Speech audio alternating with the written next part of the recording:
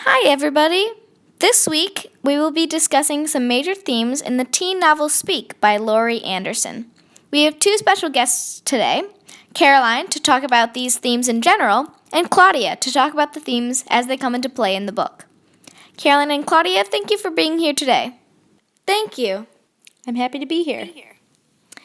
So one interesting topic is isolation in the world around us, not just the book Speak. Caroline? How do you think the environment of high school leads to feelings of social and emotional isolation? Well, I think for many people, high school is a time when people are going through a lot of changes, particularly in terms of their identity. It's a time for young people to start figuring out who they are, what their values are, what they find to be important in the world.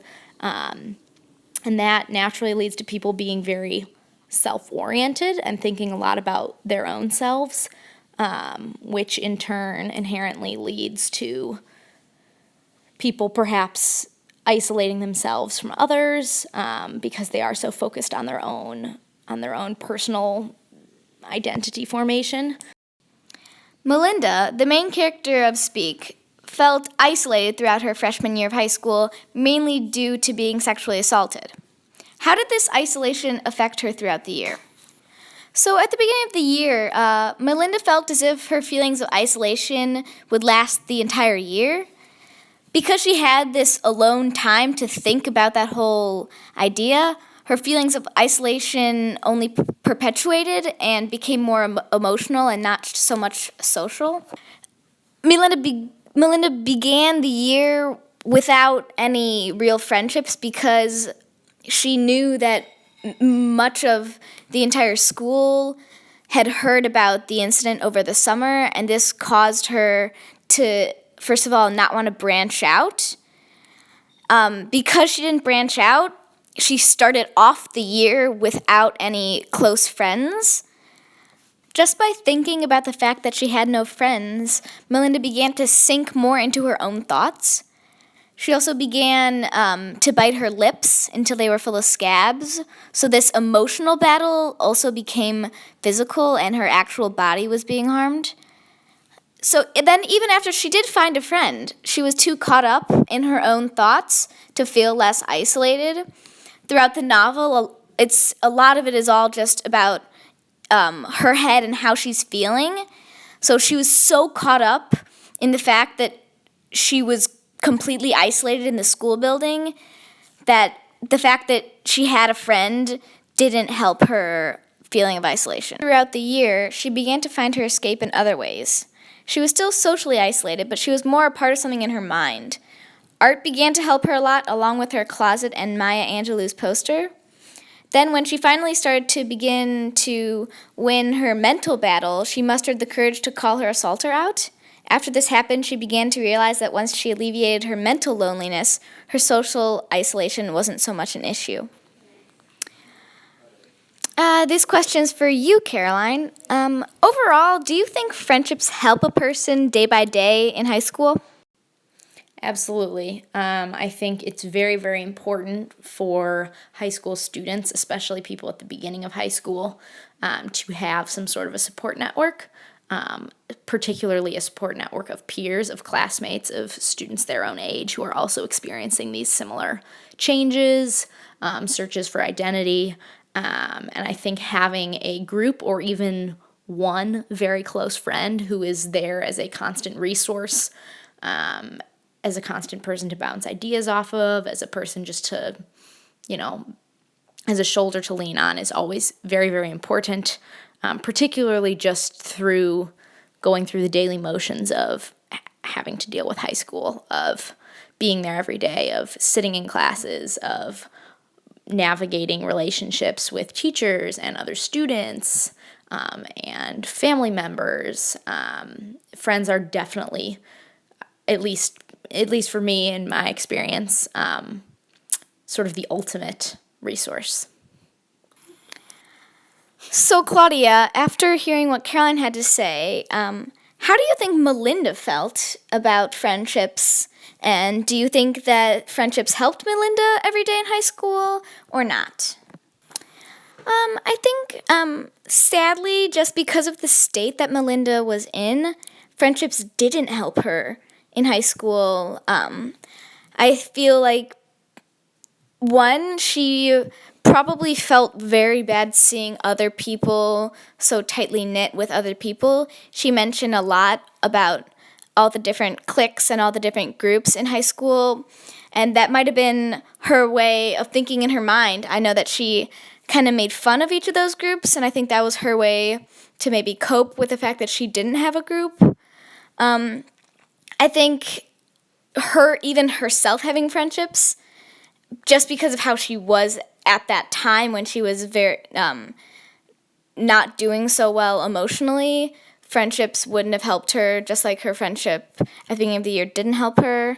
So I don't think that these friendships helped Melinda, but I think they did help Caroline, so sometimes they do. How do you think violence, specifically sexual violence, affects high schoolers? Personally, I've been lucky enough not to know anyone closely who experienced sexual violence in high school, only in college. But I do know that anyone who experiences violence, particularly of this nature, these experiences can have extremely detrimental and long-lasting effects on their emotional well-being and stability, and often lead them to have to cope with these experiences for the rest of their lives. And I know a lot of survivors of sexual assault. It often takes a long time for them to be able to communicate their experiences to others and to start to begin to process and move past these, because the experiences are so incredibly destructive and painful, and obviously sharing them with others is a form of reliving these experiences, which makes it very hard to discuss them and to communicate about them with others. That leads almost directly into our next topic.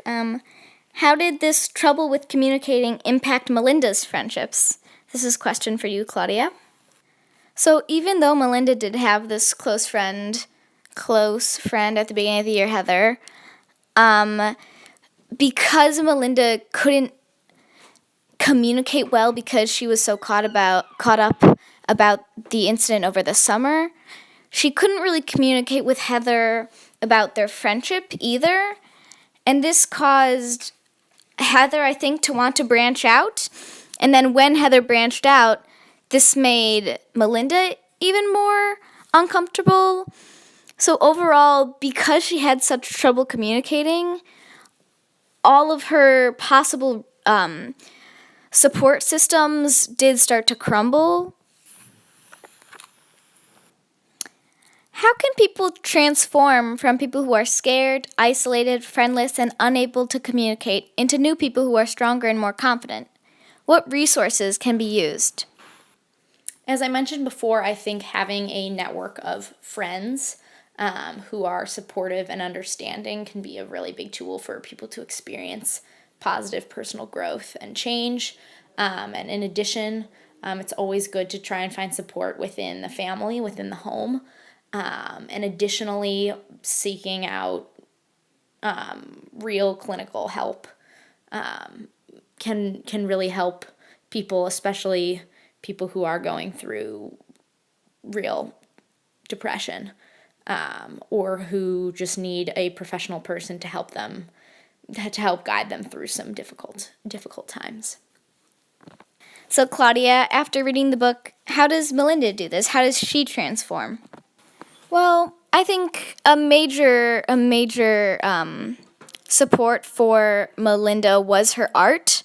She went to an art class. Her art class, originally, she thought it was very dumb, but then she, throughout the year, as she continued with her project, which was finding different ways to represent a certain object, and her object was a tree, I think she found that was almost her way of communicating, by trying to express this tree in multiple ways, I think in her mind she was also trying to figure out how to express her emotions and her feelings about the incident over the summer in multiple ways. And she was trying to find a way that worked for her, just like she was trying to find a certain form of art that worked and made her tree come alive. Once she did find her place in art, I think that did help her have more confidence in herself and then muster up the courage to speak out more and try to communicate more and try to express her emotions. And this, in the end, really did help her. So this is another question for you, Claudia. Do you think Melinda transformed just emotionally, or did she transform physically as well? Well, Melinda for sure did transform emotionally. It took a while, but she did. And she did actually also transform physically.